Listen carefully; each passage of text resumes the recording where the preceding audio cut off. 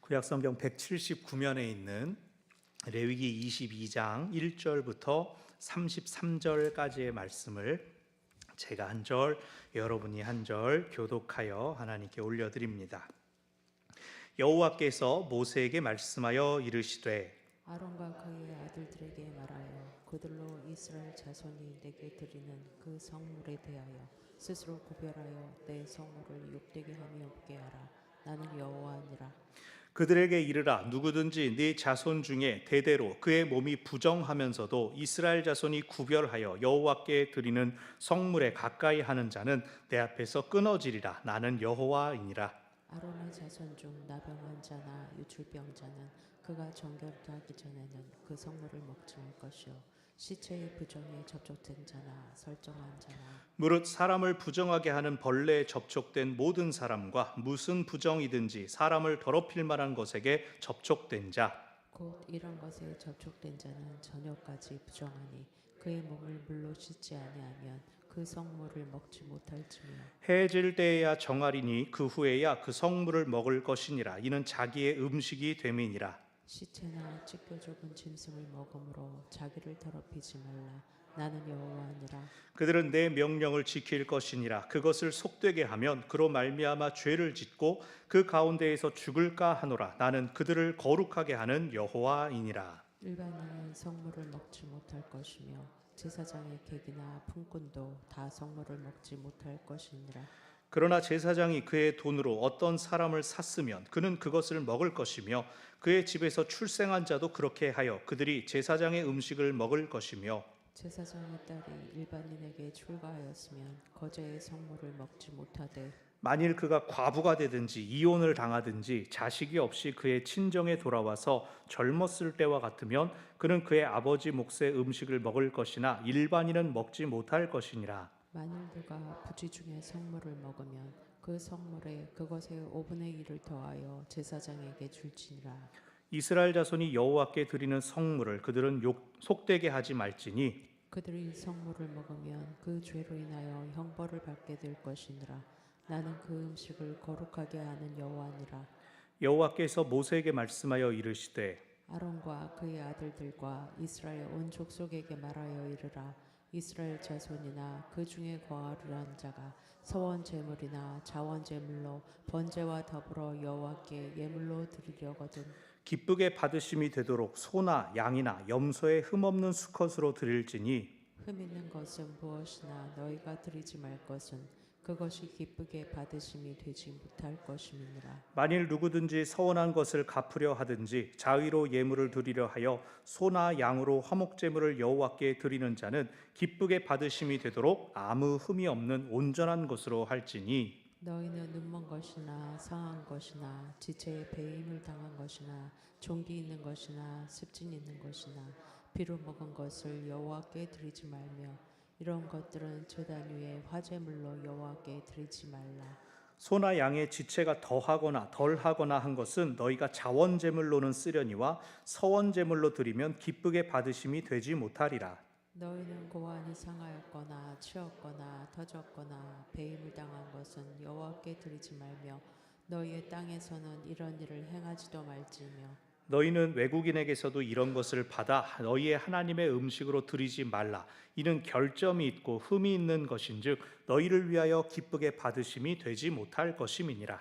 여호와께서 모세에게 말씀하여 이르시되 숫소나 양이나 염소가 나거든 이레 동안 그것의 어미와 같이 있게 하라. 8째 날 이후로는 여호와께 화제로 예물을 드리면 기쁘게 받으심이 되리라. 암소나 암양을 막론하고 어미와 새끼를 같은 날에 잡지 말지니라. 너희가 여호와께 감사 제물을 드리려거든 너희가 기쁘게 받으심이 되도록 드릴지며 그 제물은 그날에 먹고 이튿날까지 두지 말라. 나는 여호와니라. 너희는 내 계명을 지키며 행하라. 나는 여호와이니라. 너는 내 성호를 속되게 하지 말라. 나는 이스라엘 자손 중에서 거룩하게 함을 받을 것이니라. 나는 너희를 거룩하게 하는 여호와요. 함께요. 너희의 하나님이 되려고 너희를 애굽 땅에서 인도하여 낸 자니 나는 여호와이니라. 아멘. 요즘은 헌금 드리려고 돈 이렇게 다리미로 다리는 분 안 계시죠? 요즘 뭐 잘 나왔으니까. 제가 어렸을 때 제 눈으로 본 건지 엄마한테 엄마 한번 보여줘 했는지 잘 기억은 안 나는데, 진짜 돈을 빳빳하게 만든다고 이렇게 칙칙 물 뿌려가지고 편 그것을 본 기억이 있습니다. 그래서 곱게 성경책에 껴가지고 교회 갔죠. 다림질하는 구 쓰고 왜 귀합니까? 옛날 왜 그랬습니까? 하나님께 정성껏 드리고자 하는 마음 때문이죠. 이제는 신권도 많이 유통되고 또 은행에서 교환하기도 쉽고 무엇보다 이제 온라인으로도 헌금할 수 있으니까 이런 풍경은 많이 줄었습니다. 그럼에도 하나님께 드리는 예물의 소중함은 예나 지금이나 다르지 않을 것입니다. 물가가 오르고 먹고 사는 일이 어려워질수록 이 드리는 정성이 더욱 귀해지죠. 우리가 지난 주일에 재직회를 통해서 1, 2월 결산을 나눴지만 이 예물은 드린 것으로 끝나는 게 아니라 어떻게 쓰이는지도 중요합니다.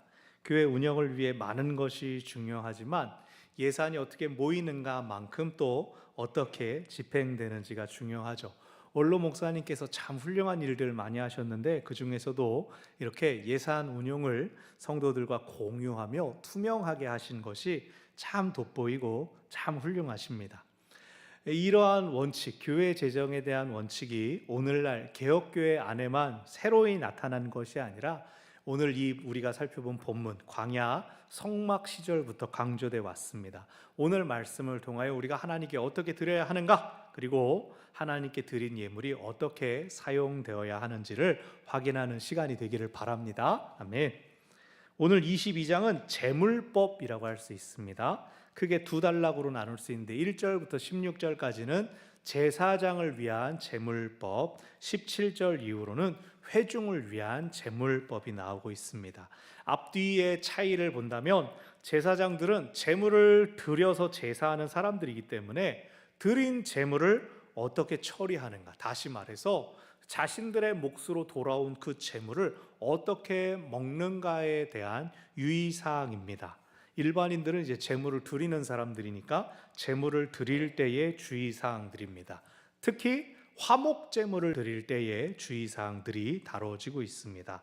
말씀을 보면 2절, 모세를 통하여 아론과 그의 아들들 제사장을 위한 규례입니다. 이스라엘 자손이 드리는 성물에 대하여 스스로 구별하라. 그렇지 않으면 나의 거룩한 이름, 내 성호, 내 거룩한 이름을 욕되게 하는 것이다 라고 말합니다. 성물에 대하여 스스로 구별하라라는 것은 제물의 거룩한 상태를 유지하라는 뜻입니다.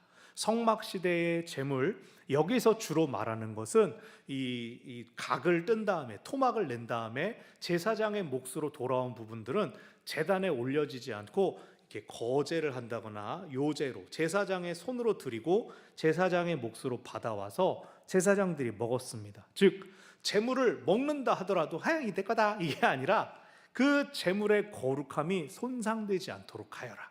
너네들 입에 씹혀져서 뱃속으로 들어가는 중에도 이것은 여전히 하나님께 제사한 예배의 그 산물이다. 즉 제사장들이 제물을 먹는 것도 제사의 연장선상으로 그들이 제물을 섭취하면서 부정을 끼치면 제사 자체가 무효가 된다는 그런 말씀입니다. 3절, 어떤 경우가 부정해지는가? 3절, 몸이 부정한 상태에서 성물에 가까이 하면 안 된다. 그런 자는 끊어질 것이다. 끊어진다는 것은 제명된다. 제단에서 섬길 수 없다. 제사장직을 더 할 수 없다. 근데 부정하다라고 하는 이 상태가, 부정은 거룩 아니면 부정, 이렇게 딱 거룩과 반대되는 개념, 에이 더러워, 이런 게 아니라 한 4단계, 5단계 정도의 부정의 단계가 다양하게 있었다고 했습니다. 일상 속에서 부정해졌다라고 하면 부정한 사람 막 그러는 게 아니라 가벼운 부정이 있고 심각한 부정이 있었습니다.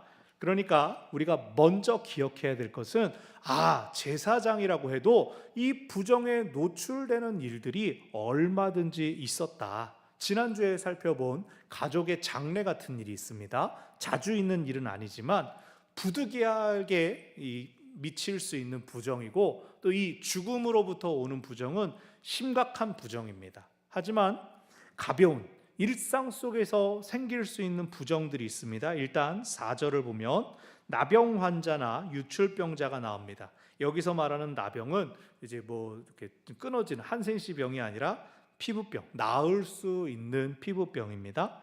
어쨌든 병이 있는 동안은 부정한 상태이기 때문에 성물을 먹을 수도 없고, 이런 질병을 가진 상태에서는 제사도 드릴 수가 없기 때문에 성물도 못 먹습니다.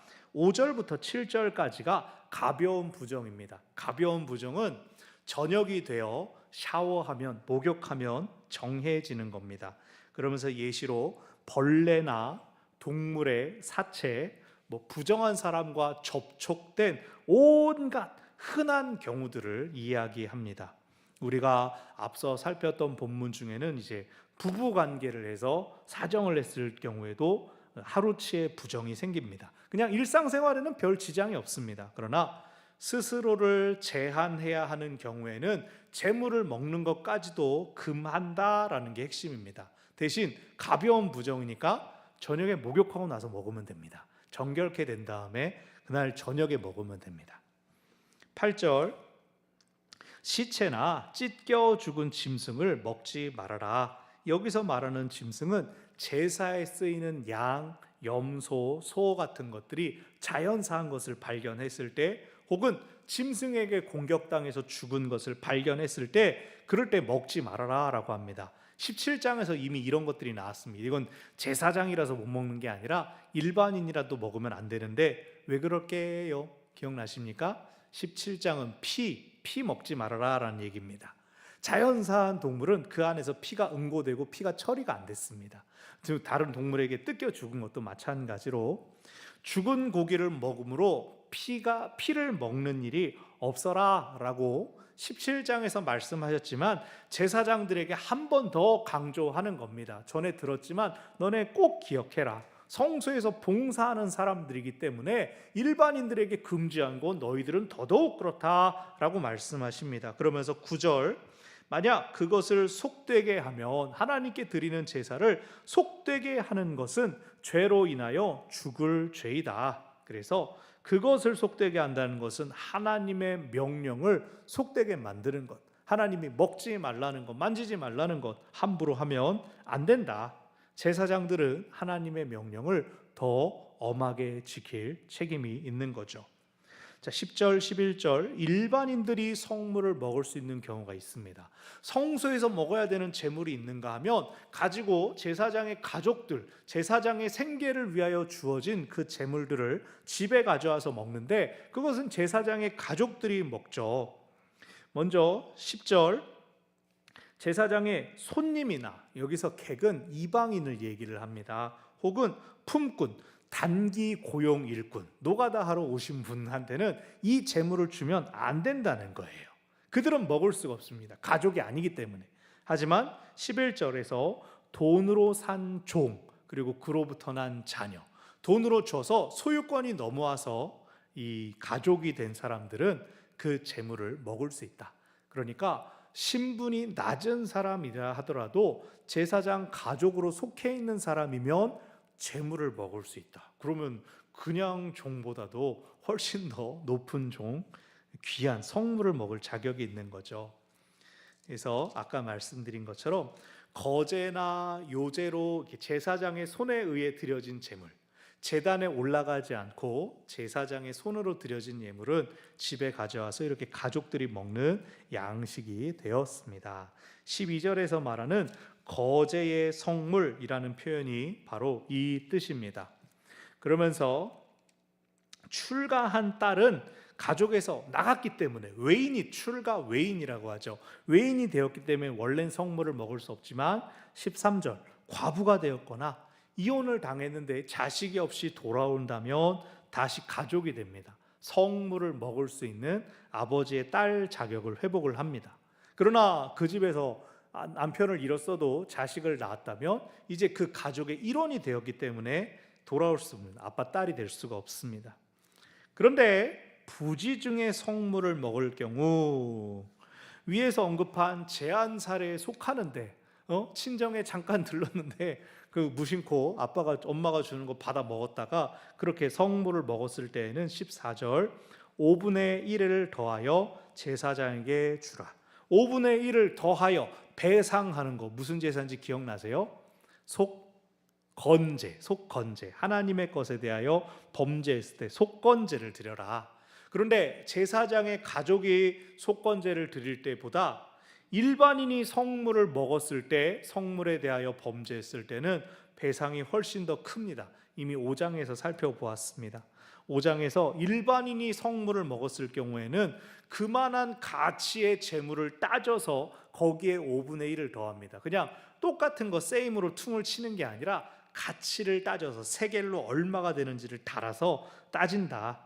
왜? 성물을 먹는다는 건 제사에 참여한다는 것인데 일반인은 그럴 자격이 처음부터 없었기 때문에 더 큰 벌을 받는다. 남의 제사를 방해한 것이 되기 때문에 더 큰 벌을 받습니다. 여기서 14절에 말하는 것은 제사장 가족이 부지중에 성물을 먹은, 합당치 않게 성물을 먹은 경우로 일반인보단 좀 덜한, 그러나 속건제는 똑같이 드린다. 17절 이후로 일반인들을 위한 제물에 대한 규정으로 18절을 보니까 아론과 그의 아들들 제사장들과 이스라엘 온 족속들에게 말하라 그러면서 서원 제물이나 자원 제물로 번제와 더불어 여호와께 예물로 드리려거든. 그래서 번제와 함께 다 태워드리는 번제가 있고 화목제가 있습니다. 서원제, 자원제, 그리고 뒤에 나오는 감사제까지 세 종류를 화목제, 개인이 자발적으로 내가 드리고 싶어서 드리는 제사를 의미합니다. 그렇기 때문에 일단 화목제에는 비둘기 2마리 이런 거 없습니다. 무조건 소, 양, 염소, 큰 동물들입니다. 다만 자기가 드리고 싶어서 드리는 거기 때문에 최상품의 짐승을 드려야 하는 열정은 다소 떨어질 수 있습니다. 내 마음이, 자원하는 마음이 더 중요하기 때문에. 다만 19절 20절에서 기쁘게 받으심이 되도록 연락하시도록 소나 양이나 염소에 흠 없는 수컷으로 드려라 라고 하는 최소한의 기준이 나오고요. 그럼 흠이라는 것은 무엇이냐? 22절부터 24절까지 12종류의 흠이 언급됩니다. 장애가 있거나 상처난 것, 병든 것이 하나님께 드리기에 합당하지 않은 흠입니다. 근데 23절을 보면 기형, 지체가 더하거나 덜한 것, 다리가 하나가 더 있거나 없거나 하는 기형도 자원제물로는 드릴 수가 있다는 겁니다. 내가 하나님께 드리고 싶어요 라고 할 때 그런 건도 어느 정도 허용이 된대요. 단 서원제에서는 흠이 있는 걸 절대 드리지 말아라. 왜냐하면 서원은 하나님께 약속한 것을 갚아 드리는 것이기 때문에 손상된 것을 드릴 수 없다는 거죠. 24절을 보면 고환이 상하였거나 치였거나 터졌거나 배임을 당한 것, 참 수컷을 굉장히 괴롭히는데 이것은 학자들이 말하기를 짐승을 거세하는 방식에 대한 것이다 라고 말을 합니다. 동물의 생식 능력을 제한하는 것이 사람들에게는 일부 필요할 수 있습니다. 왜냐하면 동물을 거세하면 성격이 온순해지고 또 고기는 육질도 좋아지고 또 수명도 훨씬 늘어난다고 해요. 유목사회에서는 또 어떻습니까? 우량 개체들을 남겨서 좋은 씨를 확보하기 위해서 일부러 열성한 개체들은 거세를 하기도 하죠. 그러면 오늘 이 24절의 말씀은 거세를 하지 말라는 것이냐? 학자들 사이에 이견이 있습니다. 재물 얘기하다가 갑자기 동물권에 대해서. 하지만 거세하지 말아라 라는 말씀은 없고 거세한 짐승을 하나님께 드릴 수는 없다 이렇게만 있기 때문에 하나님께서 인간 필요에 따른 거세도 어느 정도는 그냥 눈 감아 주시는가 보다 그렇게 생각합니다. 하지만 25절에서 외국인에게서도 이런 것은 받아서 드릴 수 없다. 좋은 뜻으로 막 선물 왔거나 수입산입니다 그러면서 들어와서도 흠이 있다면 결코 하나님께는 드리지 말아라. 그래서 인간의 어떤 호의나 선의가 하나님의 기준보다는 앞설 수 없다라는 겁니다.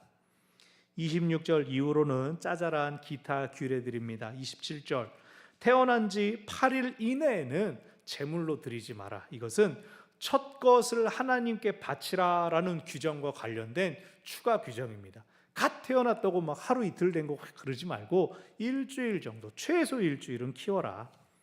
28절 또 어미와 새끼를 같은 날에 잡지 말라라는 말씀도 있습니다. 한 두어 가지 큰 뜻은 다산을 기원하는 이방의 마술적인 관행이 있었다고 합니다. 엄마랑 새끼를 같이 죽이면 나머지 어미들이 무서워서 자기 새끼를 더 많이 낳는다는 이방의 잘못된 관행을 따르지 말라는 것이다 라는 뜻도 있고, 혹은 너무나 열심히 뜨거워가지고 하나님께 내가 다 드리겠습니다, 어미 양이랑 새끼 양이랑 다 드리겠습니다, 그래 버리면은 생계가 곤란해지니까 그러진 말아라, 진정하라. 그 지혜를, 하나님께 드리는 것에 대한 지혜를 강조하는 해석도 있습니다. 그러니까 하나님은 아낌없이 흠없는 수컷을 바쳐라 라고 하지만 어리석은 헌신은 또 막으신다는 거예요. 29절에서야 이제 감사제가 나옵니다. 감사제를 드리려거든 연락되도록 드려라 라는 언급만 있고, 그러니까 여기서는 흠에 대해서는 다루지가 않죠. 조금 흠이 있는 것은 감사한 뜻으로 드려서 이웃 사람들과 나누어 먹을 수 있다. 30절. 근데 딱 하나 이 얘기가 있습니다. 다음 날까지 두지 말고 그날 하루 안에 다 먹어라. 아침에 제사 드리고 그날 다 먹어라. 어떻게 하면 하루에 소 한 마리를 다 먹을 수 있습니까?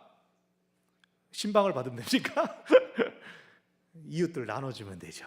친척들 다 나눠주면 되죠. 그러니까 감사의 제목은 여러 사람과 나눠라 라는 뜻입니다. 31절부터 33절까지 하나님의 계명을 지켜라, 그렇게 함으로써 하나님의 성호, 거룩한 이름을 지켜라. 하나님의 이름은 이스라엘의 주신 이름입니다. 너네가 나를 이렇게 불러라 라고 주신 이름임을 기억하면서 그 하나님께 드리는 예배에 대하여 너희도 거룩함을 지켜야 한다. 제사장은 자기 직무에 맞게, 또 백성은 백성들에게 맞게 각자가 지키고 기억해야 될 자리와 상황들이 있습니다. 그렇게 하나님께서 정하신 것들을 지켜나갈 때 그들이 하나님의 백성임이 드러나고 또 하나님이 그들의 하나님 되심이 나타나게 됩니다. 자, 오늘 본문을 통하여 우리가 기억할 것, 먼저 첫 번째로 기억할 것은 이 여기서 말하는 제사장과 일반인의 구별, 오늘 우리에게 있습니까? 오늘 우리에게 없습니다. 우리 모두가 예배자로 제사장처럼 하나님 앞에 다 나가서 우리의 기도 제목 올려드립니다. 우리가 예배하기도 하고 또 우리가 다른 사람 위한 중보의 제목 가지고 하나님 앞에 나아가죠. 그럼 오늘 본문에 나온 성물을 먹는 것은 우리의 무엇에 적용할 수 있을까요? 가장 쉽게 생각할 수 있는 건 제물을 오늘 우리가 드리는 헌금에 대응하는 것입니다. 교회 안 다니는 사람들은 헌금과 목사의 관계를 잘 이해를 못해요. 제가 어렸을 때 수도 없이 들었습니다. 야, 너는 주일날 끝나면 이거 헌금 바구니 다 걷어가냐? 그 집에서 엄마 아빠랑 다 앉아가지고 헌금 봉투 다 센 다음에 생활비 이만큼 떼고 나머지는 이제 교회 살림하냐? 이 얘기를 어렸을 때부터 수도 없이. 그러니까 무슨 사업장을 운영하는 사장님처럼 목사를 생각하는 거예요. 안 그러죠? 목사도 맡은 직무를 위해서 헌금에서 생활을 보장받기는 하지만 헌금에 뭐 소유권이 있다든가 헌금을 마음대로 쓸 수 있는 권한이 목사에게 있는 거 절대 아니죠. 헌금은 철저하게 교회에 속한 것으로 교회를 위하여 교회가 쓰는 것입니다. 이 전제는 교회가 그 하나님의 일을 해나가기 위해서 쓰는 것이죠. 헌금 늘었다고 해가지고 기분이다, 목사님 보너스 더 받으셔, 이거 맞지 않습니다. 반대로 헌금이 줄었으니까 목사님 사례도 이제 조금만 받으셔, 이것도 사실은 옳지 않습니다. 코로나 중에 우리 교회 어려운 시간을 보냈지만 이 원칙을 잘 지켜주셨습니다.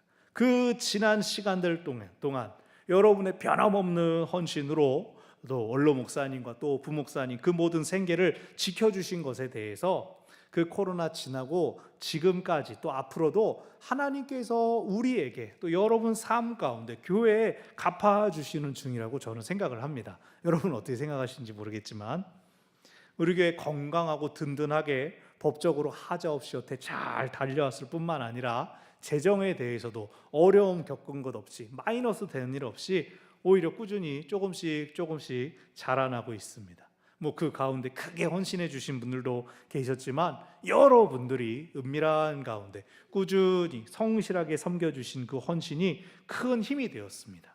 이 은혜를 잘 간직하면서 안정될 때 우리가 그 터 위에서 부흥할 줄로 믿습니다. 체조 선수들이 띵틀 탈 때 어떻게 합니까? 막 달려와서 이렇게 납작한 띵틀판을 탕 하고 쳐가지고 올라갑니다. 퍽 뛰었는데 띵틀이 퍽 꺼지면은 뛸 수가 없죠. 발판이 튼튼해야 더 높이 더 안정적으로 뛸 수 있는 법입니다. 여러분, 전광판에 오시면서 하나님이 하십니다 보셨어요? 하나님이 하십니다. 우리는 성실함으로 은혜 받을 준비를 계속해 갈 때 발견하게 됩니다. 아이고, 하나님이 하셨구나. 그것을 보게 될 겁니다. 자, 그럼 다시 우리가 어떻게 성물을 잘 먹고 거룩하게 지킬 수가 있습니까? 교회 재정 구조가 건전하며 건강하며 또 잘 흘러가는 것으로 거룩함을 지킬 수가 있는 것입니다. 헌금이 교회를 잘 운영하고 꾸려나가는 데 사용되어야 되고 또 성도들의 신앙생활을 보조하는 데 사용되어야 합니다. 그래서 우리 교회 주일날마다 밥 잘 먹고 몸 튼튼 기분 좋고 또 휴지든 타월이든 필요한 거 있으면 째깍째깍 좋은 거 사가지고 잘 구비해 놓고 겨울에는 보일러, 여름에는 에어컨 잘 돌려가면서 모이는데 조금도 부족함이 없도록 했습니다. 제가 예전에 교회 면접을 가게 되면 화장실을 꼭 들러봤어요. 그러면은 비용을 절감한다고 휴지도 그런 휴지 있지 않습니까? 뭐 시설 같은 데 있는 거 한 겹 막 이렇게 이거 찢어질 것 같은데 막 되게 거칠으면서 그런 휴지 쓰는 교회들이 많이 있다고요. 근데 우리 교회는 비데도 있지요. 그리고 이제 휴지도 좋은 거 쓰지요. 저희 집에도 똑같은 거 주문하고 쓰는데 지나가다 똥 한 번 싸는 지나가다가 화장실 한 번 들르는 분이 있어도 교회가 치사해 보이지 않으려고 해요. 편안하고 쾌적한 시간 가지고 가시라고. 그래야죠.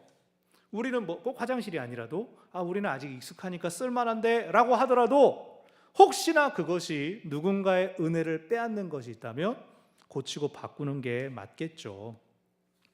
작년부터는 이제 교회에서 어떤 성도들께 김장 지원금을 전달해 드리기도 하고 또 우리 권사회에서 지난달부터는 도움이 필요하신 분들께 반찬을 지원을 하기 시작했습니다. 또 목장회에서 또 자치기관에서 좋은 일에는 서로 축하하고 또 어려운 일에는 위로하기를 잘 해야 합니다. 그래서 서로 돌아보는 일을 원칙과 질서 가운데 원활하게 이루어 가야 합니다. 제가 참 재직해 있을 때마다 감사한 것이 건축 헌금과 선교 헌금에 대해서 여러분 꾸준하게 섬겨 주셔서 건축 헌금 매년마다 우리가 이제 이만큼 갚아 나가자라고 한 금액을 잘 갚아가고 있습니다. 선교 헌금 올해 지원처가 좀 많지만 또 꾸준히 섬길 수가 있습니다. 연말이 되면 또 지속할 부분, 집중할 부분 정리하고 집중하고 하나님께서 우리를 통해 하시고자 하는 일들을 계속해서 잘 해가려고 합니다. 근데 이 모든 일들을 하면서 이것들이 다 하나님의 일인 줄로 여겨야 합니다. 말씀에서 성물 함부로 먹지 말아라, 부정한 상태에서 먹지 말아라 라고 하는 말씀은 우리 마음에 이 헌금과 헌신과 관련해서 나를 드러내려고 하거나 나를 위해서 써서는 안 된다라고 적용할 수가 있습니다. 이 넉넉함이 교만함이 되어서도 안 되고 나태함이 되어서도 안 됩니다. 누가 뭐 많이 섬기니까 돈 많은데 뭐 해요? 이렇게 되면 안 된다는 거예요. 은혜가 넘칠수록 더 겸손함으로 오직 하나님께 영광이 되기를 구해야 합니다. 그래서 교회 안의 모든 사역들이 질서 안에 합당하게 돌아가도록 서로 돕고 교회가 마땅히 해야 할 일들에 힘이 실리도록 우리 각자의 역할에 힘써야 합니다. 아울러서 하나님께 드릴 것은 흠이 없어야 된다라고 했죠. 우리 삶이 하나님 보시기에 기쁘게 받으실 것이 되도록 내 삶에서 거룩하지 않은 것들을 기꺼이 제거해내는 결단이 필요합니다. 큰 거 한 방 바라는 것이 아니라 성실하게 일해서 정당하게 벌고 과소비 안 하고 건강하게 소비하는 것이 필요합니다.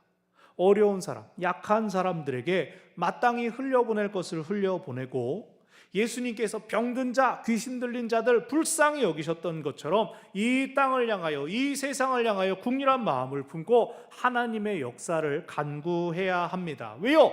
하나님께서 우리 삶을 받으시기 때문입니다. 하나님께서 우리 삶을 통하여 이 세상에서 역사하시기 때문입니다.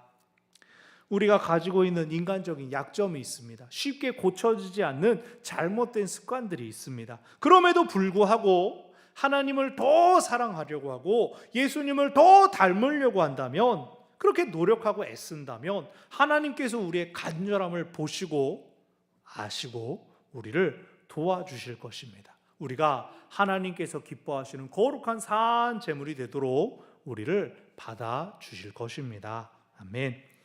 말씀을 정리합니다. 오늘 제 수요일로 사순절이 시작됐습니다.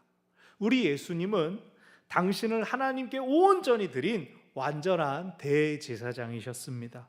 주님을 묵상하며 주님과 동행하는 이 사순절을 통해서 흠없이 우리를 하나님께 올려드리고 또 하나님께서 주신 것을 하나님을 위해 쓰는 우리가 되기를 바랍니다. 그럴 때에 하나님께서 하나님 역사를 위해 복과 은혜를 베푸시고 당신의 몸된 이 교회를 풍성하게 하실 것입니다. 주의 일에 마음껏 쓰임 받아서 하나님의 거룩하심을 드러내는 우리 모두가 되기를 바랍니다. 아멘.